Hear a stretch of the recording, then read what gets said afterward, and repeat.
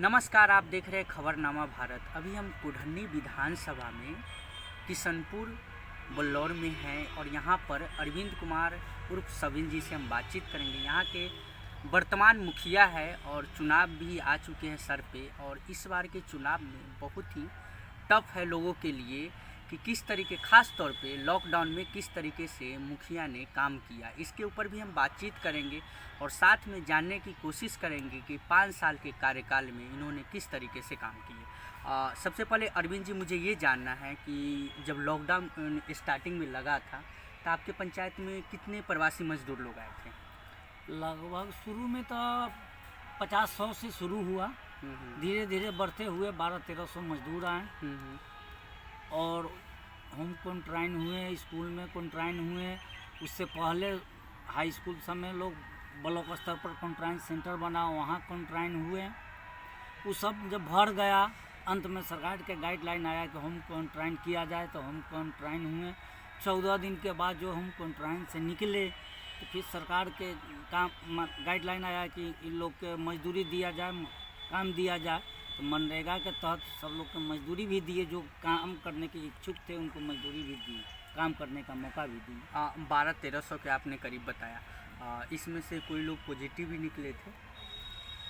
Positive नहीं निकले, 2 आदमी निकले थे जो 14 दिन के बाद अपने खुद निगेटिव हो गए।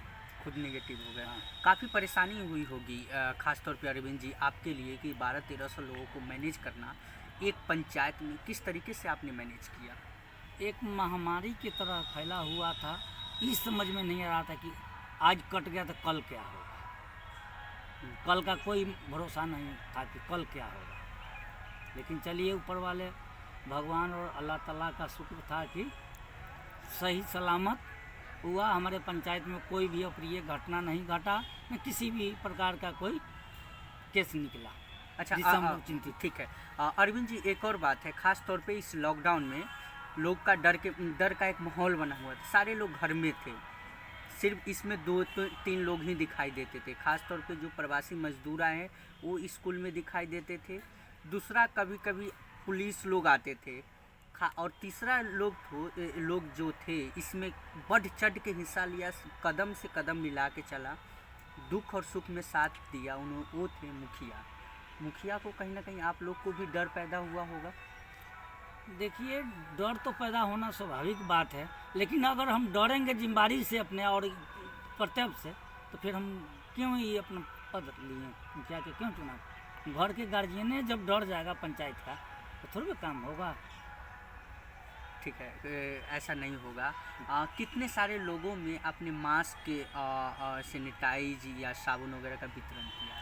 हर परिवार में जाके अपने से और वार्ड मेंबर के जोड़े रखकर एक टीम बनाकर हम लोग हर घर में जाकर मास्क और साबुन का वितरण किए।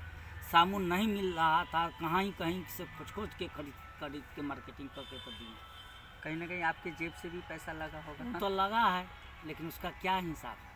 कहने का चीज़ थोड़ी है तो जेब से भी खर्चा हुआ। ये प्राकृतिक आपदा था, उसमें नफ़ा और घटे नुकसान थोड़ी देखा जाता है। कैसे लोग का जान बचे, जो बचा हुआ था वो लगा दिया। ठीक है। आने वाला चुनाव है, इस चुनाव में क्या तैयारी और कैसी तैयारी है? देखिए, आने वाला चुनाव में हमने काम किए हैं और उस काम के भरोसा और उम्मीद पर हम लोग चुनाव लड़ने जा रहे हैं। चुनाव लड़ेंगे, मेरा पूर्ण उम्मीद है और भरोसा है, आशा है, मैं फिर जीत के आऊँगा। और 1004 वोट से जीते थे, हम 2000 वोट से जीत कर आऊँगा। 2000 वोट से जीत कर आएंगे। गवर्नमेंट में ऐसा क्या है आपके इस किशनपुर पंचायत में कि कोई ऐसा काम रुका हुआ है जो गवर्नमेंट सरकार है उनके लिए कुछ कहना चाहते हो आप? देखिए, सरकार के जो गाइडलाइन है उस हिसाब से तो लगातार सब काम चल ही रहा। रोड, पुल, पुलिया, गली नाली सब बन ही रहा। और कोई बात के झूठा बोलना अनुचित होगा। कोई ऐसा विकास के संबंधित कोई काम रुका हुआ नहीं है। जिनका राशन कार्ड नहीं था उनका राशन कार्ड भी बना, इसी लॉकडाउन में बनवा के घर तक पहुंचवाएं। मास्क हर घर, हर दरवाजे पर दस्तखत दे के पहुँचवाएँ। पूरा पंचायत में सैनिटाइज कराएं। और ख़ासकर नज़र आते थे हमारे मीडिया कर्मी भाई, पत्रकार बंधु और पुलिस प्रशासन भाई, यही लोग हम लोग और जनप्रतिनिधि, यही लोग हम लोग एक सहारा थे, सब भाई मिल के भाईचारा बना के एक चैनल के तरह हम लोग पुलिस काम किए। प्रशासन से आपको काफ़ी हेल्प मिली हम होगी। बहुत उम्मीद मिली है कि लोग तत्र नहीं इकट्ठा होने दिए, सब लोग को समझाए बुझाए कि लॉकडाउन का पालन करें, बहुत मदद किए। गांव में आपके पंचायत में एक छवि है बनी हुई, खास तौर पे दूसरे पंचायत में हम भटकते हुए चले गए तो दूसरे पंचायत में भी आपका नाम है, हमने पता किया तो बहुत सारे लोगों ने बताया नहीं कैंडिडेट अच्छा है, बहुत सही कैंडिडेट है जो जीता हुआ है और बहुत ही सिंपल तरीके से आप जीवन यापन करते हैं, अभी भी खेती गृहस्थी में है। क्या लग रहा है कि एक मुखिया उम्मीदवार के लिए कितना टफ हो गया पहले से और अभी का चुनाव में? देखिए, चुनाव तो कहने के लिए लोग तो कर रहे हैं, जो काम किया है उसको वोट मिलेगा। आज चुनाव तो टॉप होबे करता है और जितना चुनाव होता है उससे सब चुनाव से टॉप होता है मुखिया का चुनाव। मानते हैं कि मुखिया और का चुनाव मुखिया के टफ हो अपना वोट से मुखिया बनाल वोट से जीतता है और एमपी और एमएलए के जो चुनाव होता है वो पार्टी का कैडर वोटर होता है। गया? हम अमुक पार्टी से टिकट लेकर आ रहे हैं तो इस पार्टी का इतना कैडर वोट है, तो उस वोट के सहारे लोग आते हैं, गोलबंद होते हैं, जाति बात के वोट बनाते हैं। लेकिन मुखिया के चुनाव में वो तो है नहीं, कोई जातिवाद कोई जाति चलती नहीं है, ना कोई पार्टी है, हम्म, एक ही पार्टी है भाईचारा का भाईचारा का पार्टी बस। है। क्या लग रहा है कि आने वाले चुनाव में अगर आप जीत कर आते तो इस पंचायत में ऐसा क्या काम रुका हुआ है जिस पे आप काम करना चाहेंगे? काम तो रुका हुआ है, उसको फिर हम लोग को जैसे सरकार के जो गाइडलाइन आएगा उस गाइडलाइन के अनुसार काम करेंगे। बिजली का ट्रांसफार्मर 11 को लगवाए हैं, पहल कराकर तार बदलवा रहे हैं, जहाँ नहीं जिस टोला मोहल्ला में बिजली गया था आज़ादी के बाद से उस मोहल्ला में लाइन पहुंचवाए हैं। हर घर शौचालय का बनवाया गया, निर्माण कराया गया, उसका भुगतान करवाए हैं। कुछ बाकी है उसका भी भुगतान कराने का लक्ष्य रखे हुए हैं। लगभग 2000 प्लस का हम लोग भुगतान पंचायत में करवाए हैं। ठीक, लास्ट सवाल आपसे, क्या लग रहा है अरविंद जी कि खास तौर पे आज भी गांव में बेरोजगारी काफ़ी है? आप देख रहे होंगे बेरोजगारी काफ़ी है, लॉकडाउन होने से तो बेरोजगार और बढ़ गई है, कितने सारे कंपनी डूब गए हैं। इनके लिए सरकार कोई प्रबंध या कोई व्यवस्था क्यों नहीं कर पा रही है? शिक्षा के ऊपर हमेशा सवाल उठते रहे, महिला के ऊपर भी कि महिला आज भी हमारे समाज में सुरक्षित नहीं है। किसकी कमी है, सरकार की कमी है या हमारे समाज में है? देखिए, इस सरकार में भी कमी है और हमारे समाज में भी कमी है। हमारे समाज के ही लोग 5 से 10 हज़ार रुपया के तनख्वाह पर, 2000 के तनख्वाह पर प्राइवेट स्कूल में पढ़ाते हैं तो उसका गुणवत्ता कुछ और रहता है, बहुत सुंदर से पढ़ाते हैं। और वही हमारे समाज के जो शिक्षक लोग हैं जो सरकारी स्कूल में पढ़ाने जाते हैं तो उसका गुणवत्ता में अंतर होता है।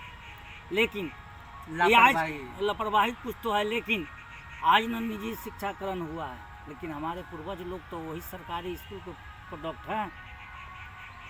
चाहे हमारे पूर्वज हुए, चाहे हमारे जो भी है नेता जो भी लोग हुए हैं, आपने बहुत ही अच्छा बात बोला कि वही सरकारी स्कूल का प्रोडक्ट है।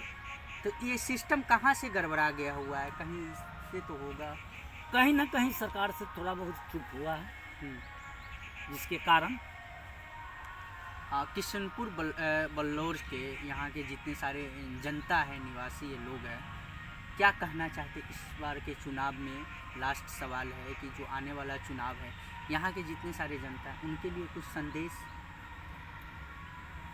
विकास किए हैं, विकास करेंगे और फिर जनता से अपील करते हैं कि फिर दोबारा मौका दिया जाए, फिर विकास करेंगे। ठीक है, अमन चैन और भाईचारा बरकरार रखेंगे, बना कर रखेंगे। ठीक है। तो ये हम किशनपुर बल्लौर में हैं, कुढ़नी विधानसभा में। यहाँ पे अरविंद कुमार जी से हम बातचीत कर रहे थे। खास तौर पे इन्होंने शिक्षा के ऊपर बहुत ही अच्छा सवाल किया, बताया इन्होंने कि जो हमारे पुराने लोग हैं, जो उन्होंने जिस तरीके से सिस्टम के तहत पढ़ाई किए और आज अच्छे अच्छे पोस्ट पे, लेकिन आज वही निजीकरण शिक्षा कर दिया गया है। जो 8000 10,000 नौकरी करने वाले लोग, उसमें पढ़ाई और एक सरकारी स्कूल में पढ़ाई में काफ़ी अंतर हो चुका है।